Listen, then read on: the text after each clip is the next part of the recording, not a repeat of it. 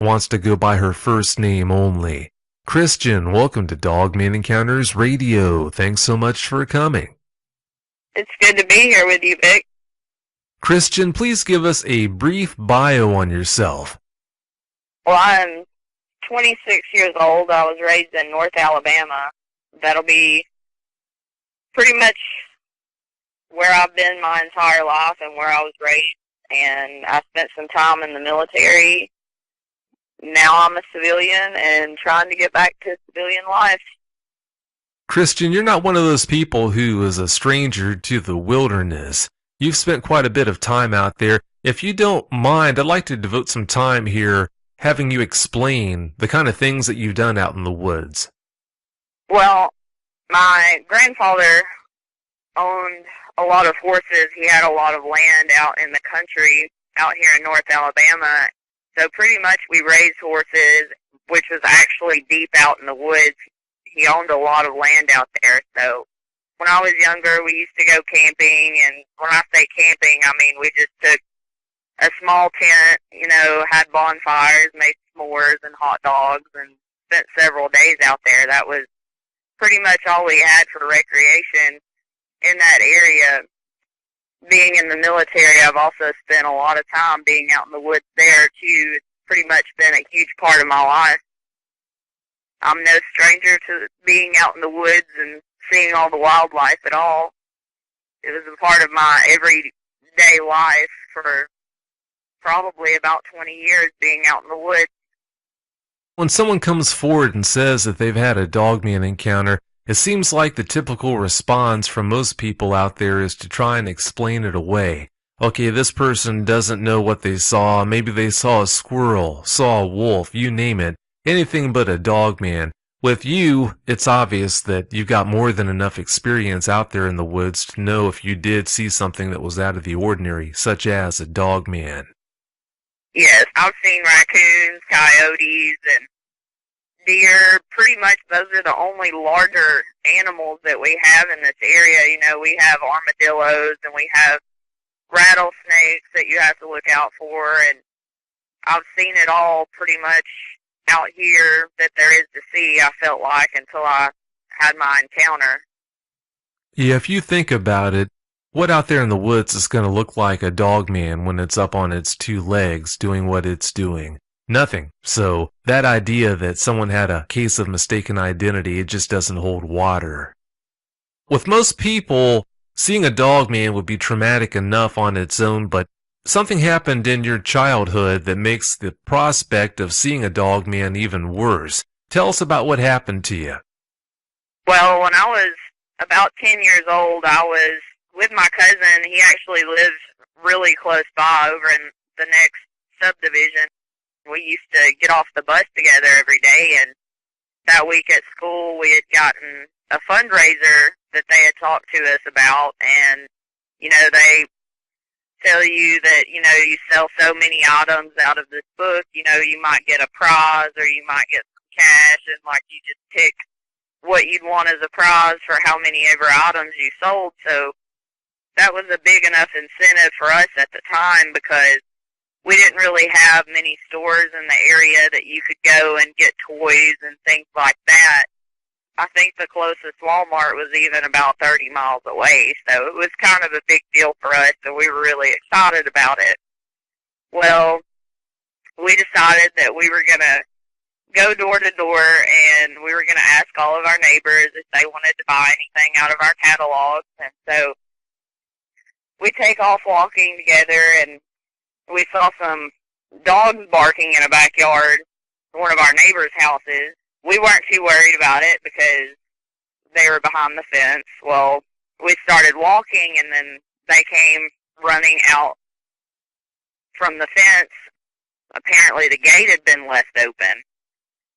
There was a Doberman and a chow. They grabbed a hold of my cousin. They tore him up pretty bad on his thigh. He had to get several stitches.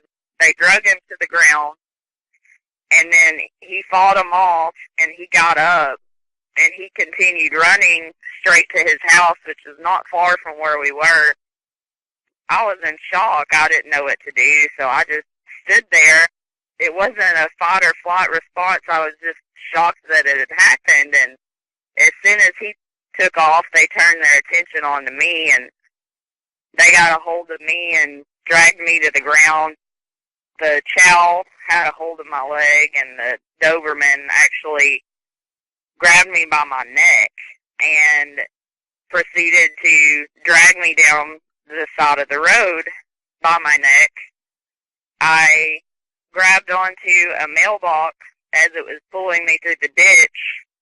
Lucky for me, I was on my stomach the entire time, but the dogs got on top of me and started biting just ferociously on my back.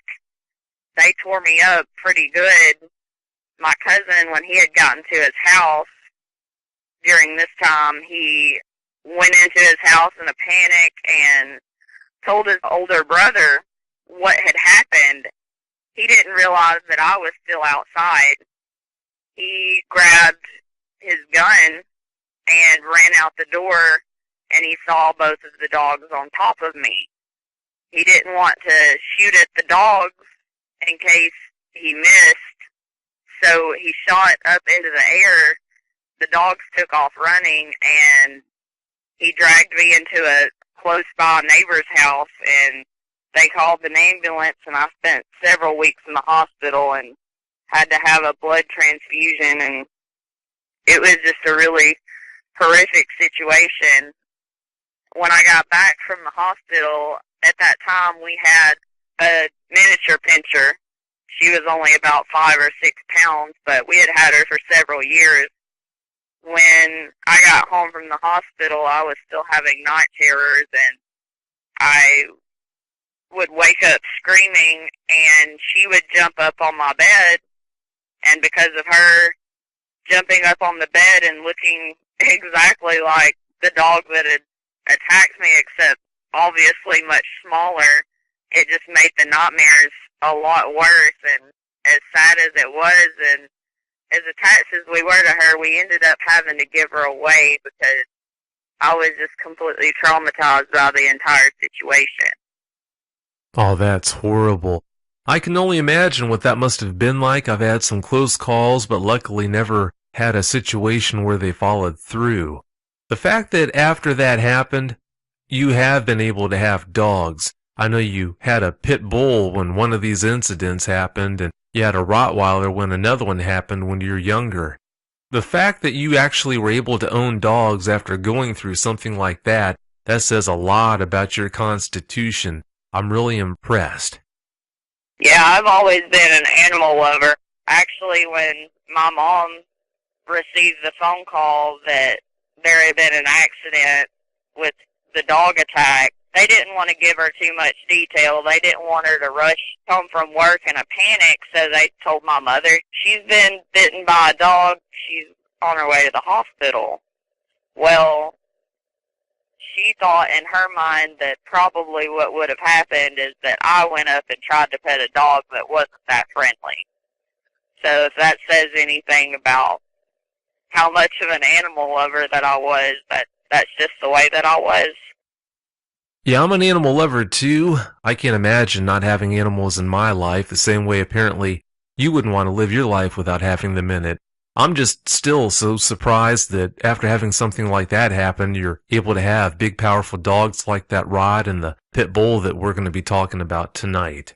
Speaking of those incidents, about 2 years after that, when you were 12, you had a strange experience in the woods. Please tell us about that. Well, before the incident with the dog attack happened, we also had a Rottweiler. We had him for several years, and he was just kind of like the guardian of, I guess, our yard. He took care of things, let us know if people were around, but it was my job to go to the barn and feed the horses, which was probably about a mile and a half from our house, but it was deep back in the woods, so I would come home and let him out of the yard, and he would follow me down to the barn. Well, he always stayed by my side. He never ran off or anything like that, so we never really had a reason to have a leash on him or a collar or anything like that. So this particular day, we go to leave to go to the barn, and he just took off ahead of me, which was really odd, but he just took off in a full-blown sprint. Me being about 12 years old, I'm thinking, I've got to catch my dog. Is he going to run off? What's going on? So I take off after him, and we go way past the barn. I'm still trying to catch up with him, and then we ended up on a game trail. This wasn't like a gravel road. We were far off of the gravel road. This was just a game trail, and when I say that, I mean it's just probably big enough of a trail for a deer to walk through. It would be hard for two people walking side by side to even fit because of how thick the woods are.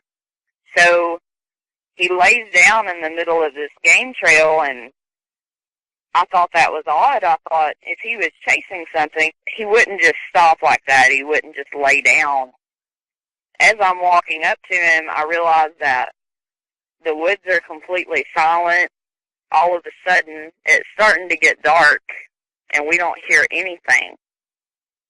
You could have probably heard a pin drop out there, but I was more worried at the time about how far we had gotten off of the main trail, because I knew the woods out there, but I wasn't quite sure of where we were. We made so many turns, and it was starting to get dark, because I had followed him for probably an hour, maybe two. I'm not really sure. It was a really long time ago, but I knew that I was worried about how we would get home. Well, I finally had to pretty much pick him up because he was dead set about laying down, which was odd, but I finally got him up. I got him to start walking with me. When we start walking, there was like a ridge above us and kind of like an embankment down below us. But up on the ridge, I could hear rustling like something following us. At first, I thought it might just be a squirrel or something like that. But then I started to notice I started hearing it down on the other side on the embankment. We walked for a really long time with that going on. The hair on the back of my neck stood up, and I didn't really know why at the time, because the area that we lived in, we didn't have anything really that we had to look out for besides snakes, and coyotes usually don't come up to you, so that wasn't really anything that was in my mind at all. But it definitely felt like something was following us. Well, we keep walking. It's already dark, and I'm starting to panic. And the whole time that we were walking, we still hear what sounded like footsteps trailing us. Eventually, we got to a point where there was a clearing, and I had no idea where we were, but we decided to walk out there and try to catch our bearings, figure out where we were, and we end up in someone's backyard. We walk through their backyard up to the front, and we see a road. I realized where the road was actually several miles away from our house. The place that we lived at was so remote that even if we would have had a cell phone, we would have had no reception at all.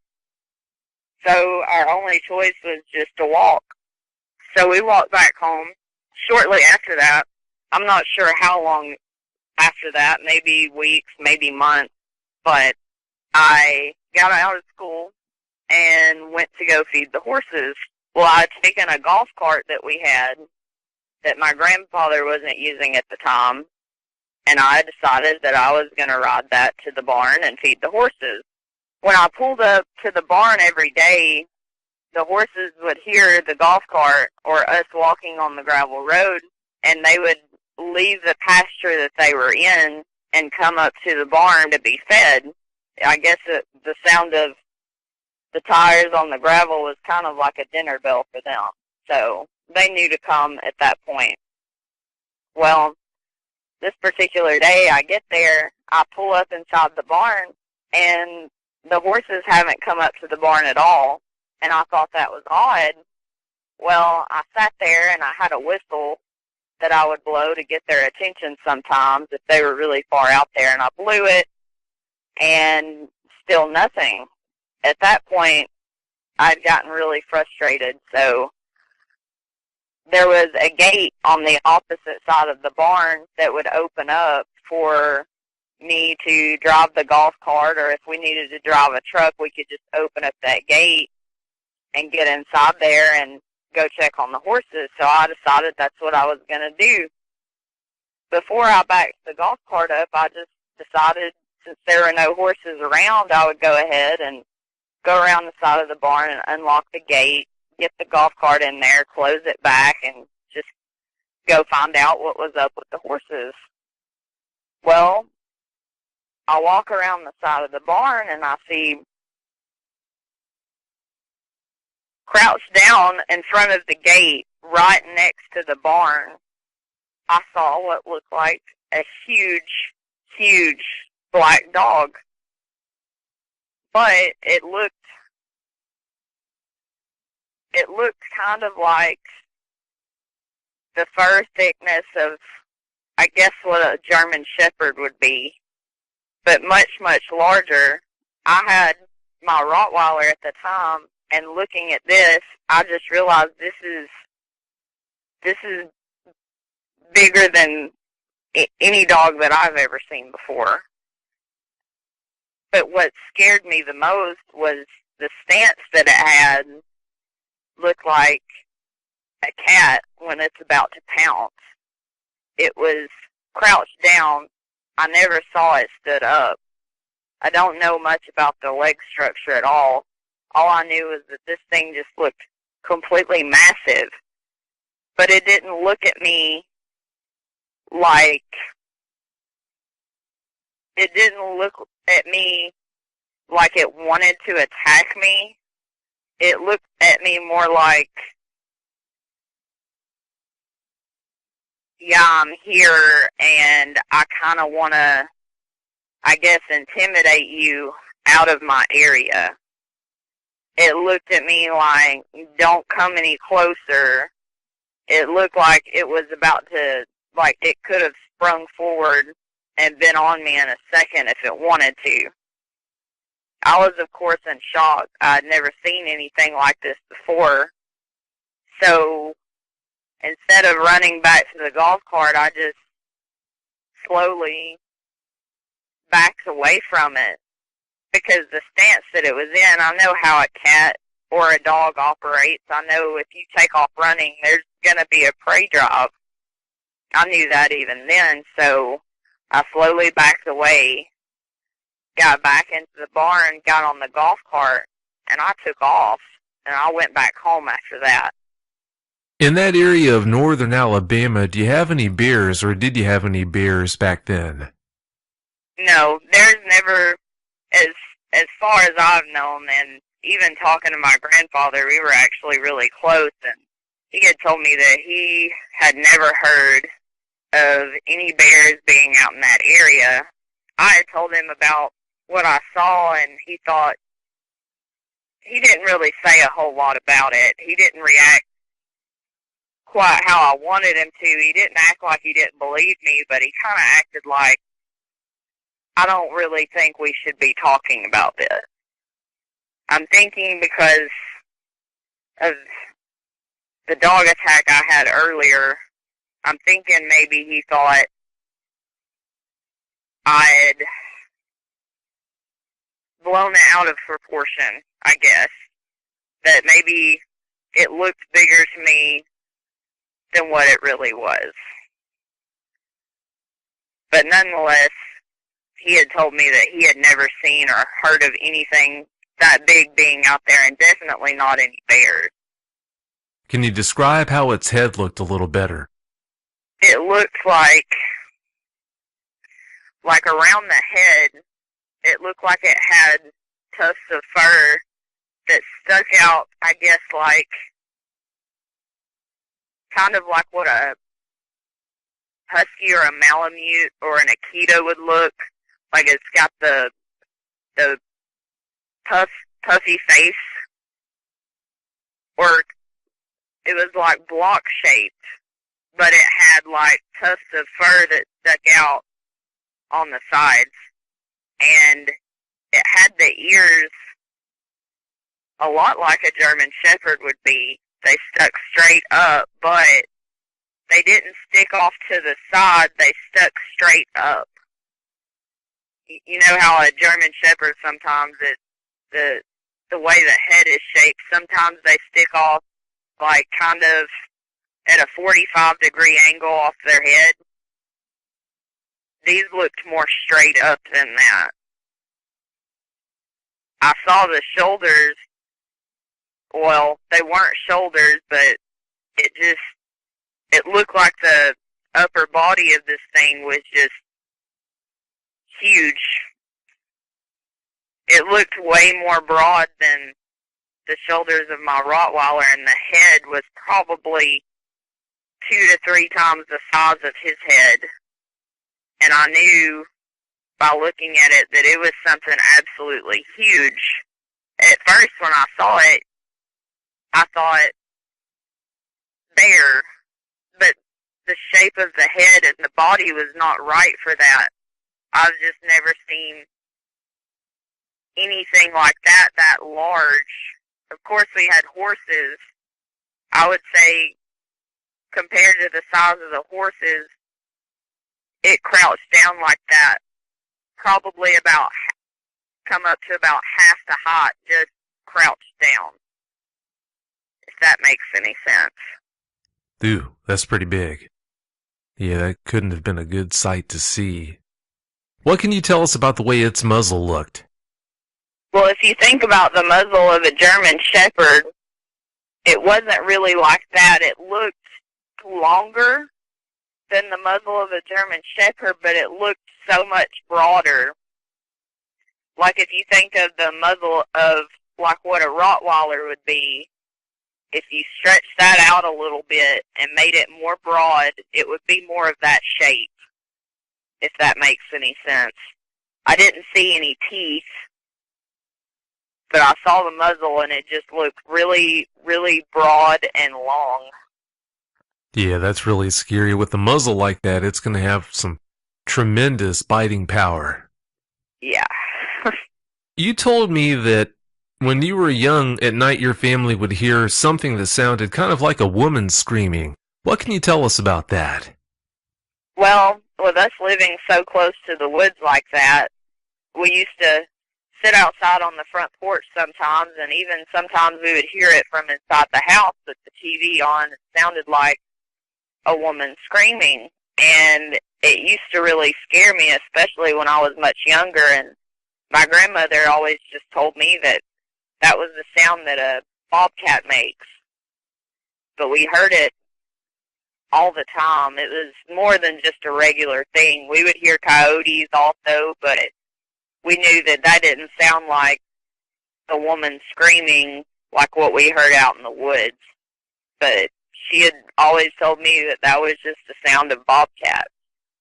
Even though I had never seen one out there, I'm sure there are some out there, but I've never seen one make that scream. I'm not totally sure of what it would sound like to hear it, but I know it was just loud enough to be heard over the TV or over us cooking dinner and talking and stuff like that. We would hear it from inside the house. Yeah, that had to be a pretty shocking thing to experience. I know foxes and bobcats can make noises that are pretty freaky sounding. Considering the activity that you've had in that area, it sure makes you wonder if maybe it was a fox or a bobcat that was making that sound, or something else like what you saw back behind the barn that day. I guess we'll never know. All we can do is guess about that. Before we move on to your next experience, I want to bring up something. Mike was our guest a few weeks ago from the Huntsville area. You said that you're pretty close to where he was talking about. Is that correct? Yes, actually now I do live in Huntsville.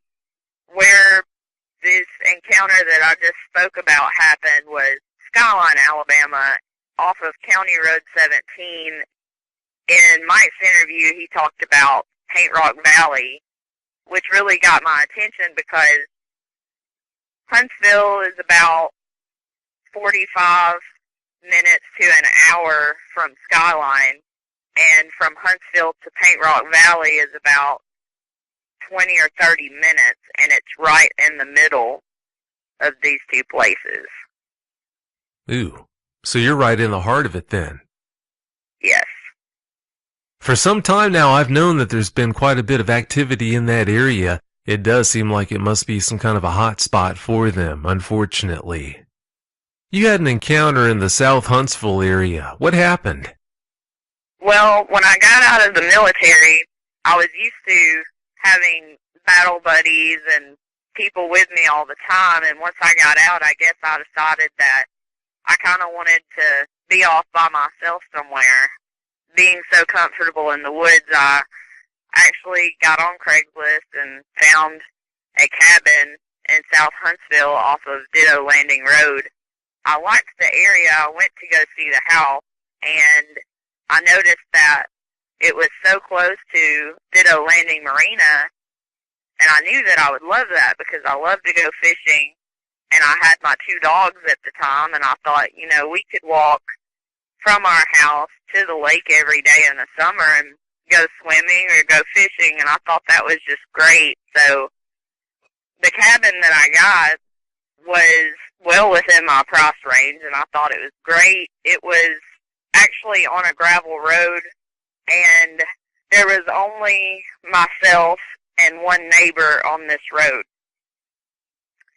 So it was really secluded. From where the front porch is, off to the side of the front porch, about probably not even 20 feet is where the tree line starts.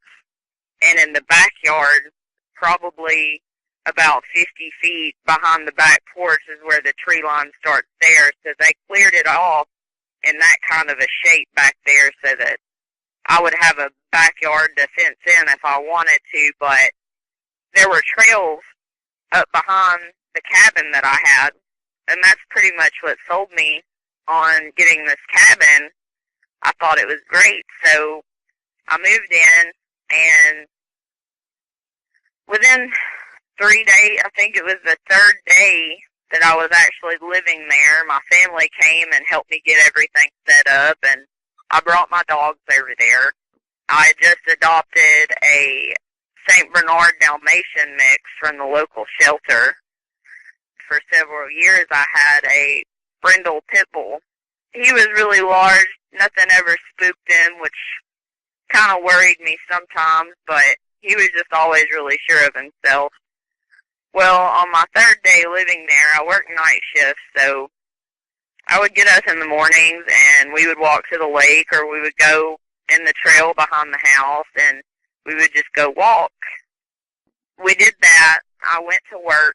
I got home at about 3 o'clock in the morning. So when I would get home, I would let my dogs out, and I had some lead lines tied up in the front yard. Well, because there was only myself and one neighbor on this road, it was so rural that we didn't even receive mail out there. The mail trucks don't even run out there. We obviously didn't have any street lights, so it was really dark.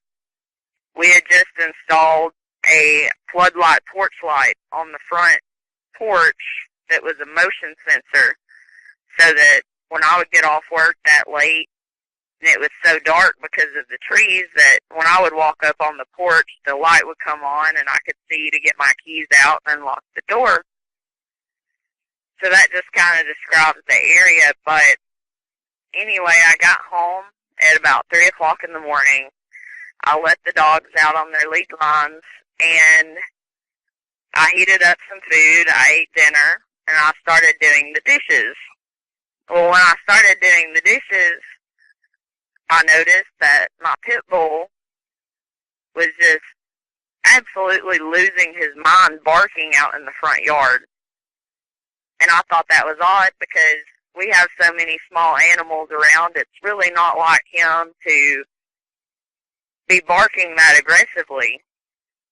I was kind of worried about our neighbor down the road being woken up by it, so I was really frustrated. So I came out the front door, and he was just barking in this one direction. I couldn't really see that well because the way that my motion light was set up, it just lit up just the front of the house. But off to the sides, it was still very dark. So he was still barking and snarling and just uncontrollably. I tried yelling at him from the porch. He wouldn't stop. So I got even more frustrated, and I walked down the steps to where he was, and I pretty much had to straddle myself on top of him and grab a hold of his collar because I was afraid that he was going to break his cable that he was attached to. I yelled at him to stop. He wouldn't stop, and he was just thrashing around. So I swatted at him several times, just, I guess, like spanking him like you would with a newspaper on his hindquarters. He just wouldn't stop it. He acted like he didn't even feel it and that he didn't care that I was there. After about 30 seconds of wrestling with him and trying to get him to stop, I decided, well, what is he absolutely losing his mind over? I stuck my head right above his to look in the area that he was looking at, and I saw a dark figure. And at first, when I saw it, I thought, this is a huge man in all black with a hood on, because all I could really see was the shape because of the darkness. But when I looked down at the road, I realized that it was a lot closer than what I thought it was, thus making it a lot bigger than what I thought it was. And when I looked at it, I thought, you know, I've got a friend that's about 6'11", and looking at the size of this thing, I thought, this is not a person. And it just stood there, and it looked in our direction. And if it would have been a person, I would have unhooked my dog, and I would have let him go after whoever it was, because they would have had no business being out there. But because I didn't know what it was, I ran to where my St. Bernard was, which she was hiding under the porch. I unhooked her, got her inside the house, and then I ran back out there to get my pit bull. The figure hadn't moved. It was still standing there, but slightly hunched over at that point. It was incredibly difficult to get my pit bull unhooked from his cable and hold on to his collar to drag him back inside the house, because whatever it was, he was ready to tear it apart. So I struggled with him, getting him up the stairs. It took probably all of my body strength that I had just to get him up the stairs, to get him back inside the house. And even after I got him inside, I locked the door. He was still going crazy at the front door, trying to get back out. It was just completely unnerving, because I knew that it definitely was not a man. I didn't know what it was at the time. I didn't know. I'd never heard anything about dogmen at the time. I thought, in my head, I thought maybe I saw a Sasquatch, but the way that the figure was built just wouldn't make any sense with that. That was the end of that particular encounter. From the way you described this subject when you had first seen it, it sounds like it wasn't hunched over in posture at that point, but later on when you looked at it, you said you noticed it started to hunch. Did that happen in response to your presence, could you tell, or was it something else making it hunch over like that? Well, at first, when I saw it, it looked like it was standing straight up. Like that was the point where it looked the tallest. While it was standing up like that is when I grabbed my St. Bernard puppy out from under the porch. I got her inside. While I got her inside, my pit bull was still out there just losing his mind and snarling. When I started coming back down the steps to get him, I noticed that it was hunched over, but the way that it was hunched over kind of looked like a football player when they're about to do a play. Hunched over like that is what it looked like. I didn't know if it was going to charge. I wasn't even sure at that point. I didn't really have the time to think about what it was at the time. It was after I got inside when I started wondering what it was. All I knew was that I definitely felt threatened. I was worried for my safety and, of course, my dog's safety. And when it hunched over like that, I thought I got in even more panic mode. I probably had more adrenaline, and that's probably the only reason why I was able to get my pit bull inside, was him being that certain of himself that he was going to break away from me and take off after whatever it was out there. How far was this subject from your floodlights? Well, the floodlights shined directly in front of the house, so it lit up the whole front of the house, but off to the side a little bit, it just looks like complete darkness because of all the trees. So it was off to the left side of the house on the gravel road in front of my house, probably 30 feet from where I was, and probably 60 feet from my front door. And I know that because I know how many feet it is from the house to the road. And then I know that he was actually standing on the road, but off to the further side, but he was still on the gravel road. So I know that it was about 30 feet from where I was. If it was about 30 feet from where you were at that time, at its closest, how close was it? I would say from where the front porch starts to where the road is about 15 feet. And the road is just big enough just to fit a vehicle on, so I don't know, 6 or 7 feet across.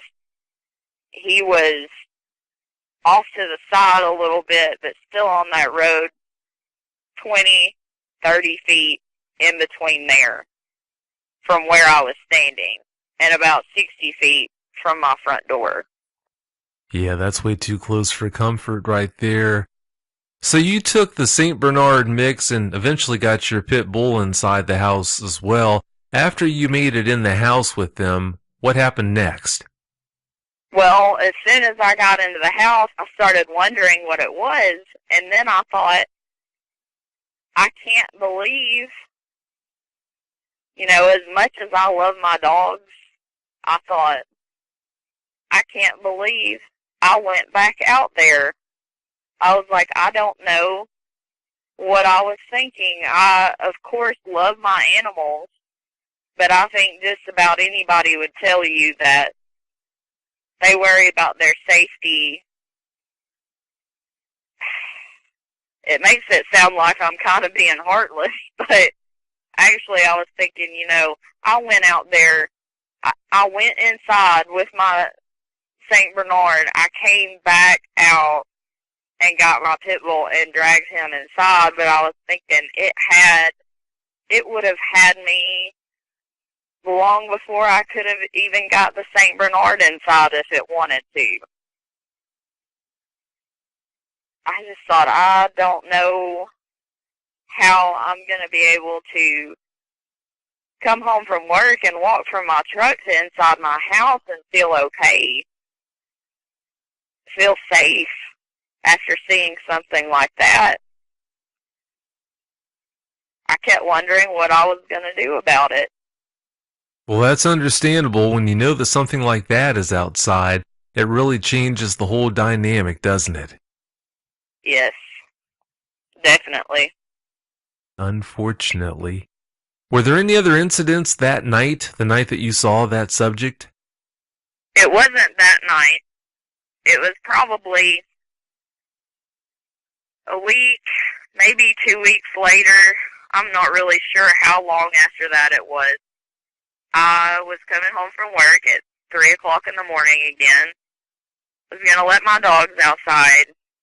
I guess I had told myself, after I'd seen what I saw, I thought, I guess I had talked myself out of thinking I'd seen what I saw. I may have thought to myself, maybe I've been working too much. I was just trying to tell myself that that couldn't have happened. I was just trying to talk some sense into myself. But anyway, sometime after that, I come home from work again, 3 o'clock in the morning. I get out of my truck. I walk up the stairs to my porch to unlock the door. When I got up on the steps, the motion detector kicked on. And I had some chairs sitting at the end of my porch. And I noticed something laying there. And I looked at it, and it was a coyote on my porch, just laying on my porch. It didn't make any kind of aggressive move towards me. It acknowledged me. I completely lost my mind, ran back out to my truck, and I called my dad. And I said, Dad, there's a coyote on my porch, and I was about 10 to 15 feet at the most away from it, and it didn't run away. It just looked at me. He was like, well, my goodness, don't get out of the truck. Just try to watch it, and if it gets up and moves away, then try to get inside the house. He was like, but if it's sitting on your porch like that, that's not normal. He was like, there might be something wrong with it. It may have rabies. It may have some sort of disease. So don't take any chances with it. It may try to bite you. We don't know what its problem is. Just stay in your truck. Don't try to go inside, because that means you'll be closer to it. At least you'll be safe in the truck. And I kept worrying about my dogs inside. After I called my dad, I looked behind my truck, and I noticed that we had a city garbage can that we had pushed out to the road that day. It was the day that the trash pickup came. And it was knocked over, and I thought, it's kind of odd, but I was really more worried about the coyote. I was worried about my dogs inside, because I thought, they haven't been outside to do their business in about 6 hours. I was like, I'll just have to deal with the repercussions whenever this thing leaves. Just try to run and take them out as quickly as I can so they can take care of their business, get them back inside. Well, I waited for so long, and the coyote just never moved. I got really tired, and I ended up falling asleep in my truck that night. The next morning, it was gone. The following week after that, I wasn't really worried about the coyote. I thought, if it's sick, if something's wrong with it, it may have been disoriented. It may have just gone back out in the woods to die somewhere, because we know that that's what animals do. So I wasn't too worried about the coyote anymore, and it used to always be my routine when I got off work, let the dogs out, go outside on the front porch and drink a cup of coffee, and even talk on the phone to friends or read a book, something like that, just to unwind. Well, I started hearing what sounded like a baby crying in the woods off to the west of the house, but it sounded like it was in the trees. It sounded like it was coming from above. So I walked to that side of the porch. My dogs were reacting to it, but they weren't barking. They were just looking in that area and not moving at all. It had me so convinced it just sounded like an infant crying out in the woods.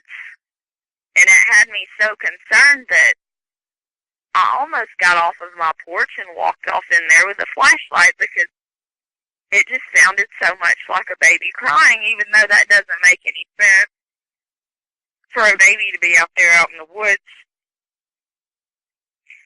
I didn't go and investigate it, but it stopped after a while.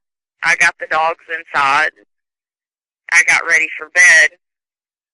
Laying in bed for a little bit, and my pit bull starts barking again, but we're inside the house at this point. He crawled up on the bed with me, and there was a window behind my bed, and he was acting like he wanted to come through that window. I could hear what sounded like footsteps. I didn't know it could be a deer or any kind of animal like that, us being pretty much out in the woods like that. But it stopped right next to my window. When it got that close that I could actually hear the footsteps, my dog stopped barking, and he just laid on the bed, and he didn't move at all. And I was thinking, is somebody outside my house? Well, I could hear the crunch of the leaves come up to the window, and it's like it stayed there, or it stopped moving, or it disappeared, because after it got up to my window, I just didn't hear it again.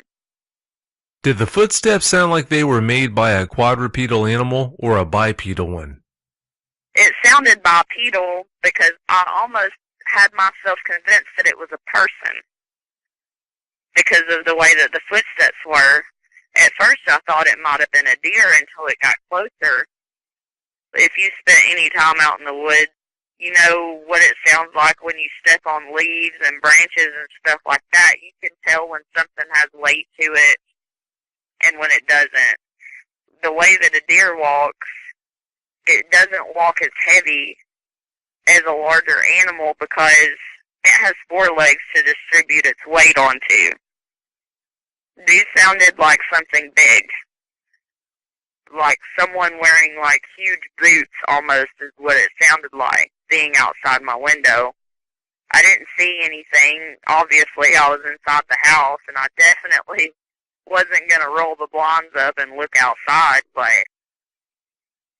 it was enough to disturb me enough that shortly after that I contacted my landlord, and I pretty much convinced him to switch my year lease to a 6-month lease, and I moved out of that area. I moved into the city after that. I can't say I blame you for moving out of there. You had some pretty strange activity going on there. That coyote that you saw on the front porch, I don't know why, but when dogmen are in the area where coyotes are, coyotes seem to act pretty strange. They do things like that that just defy explanation. No idea what's behind that, but it sure seems to be a pattern, and it seems to be true. Before we get out of here, there's one last incident I wanted to talk about. You mentioned something strange that happened at a liquor store in the area. Please tell us about that. At the end of Ditto Landing Road, at a cross-section of Ditto Landing Road 231, there is a Windmill Beverages, which is a liquor store, right across from that intersection. And Ditto Landing Road is obviously where the marina is, and it's also a campground, so it's a wooded area, but people drive by there fairly regularly. But anyway, it was like a flash on the news that a couple had seen what looked like a bear in the dumpster at Windmill Beverages. But where the dumpster was off to the side of the back of the building.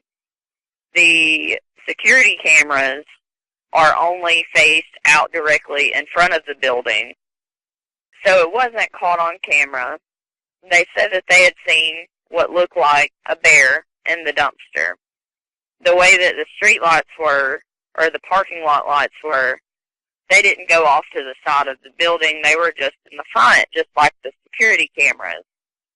So I drove by there just to check it out, and I noticed that the way that the dumpster was has one of those doors on the side that you can slide open or close so you could throw trash bags in there. And then at the top, it's got one of those, I guess, plastic or fiberglass lids that when the trash comes to pick it up, they just dump it and it just automatically opens. Well, the way that the side door was, how tall it was, came up to my shoulder. I'm about 5'5", so it's pretty high up off the ground. That's where the bottom of the sliding door came to. They said that they had seen a bear in that dumpster, but nobody could believe it because there are definitely no bear in this area.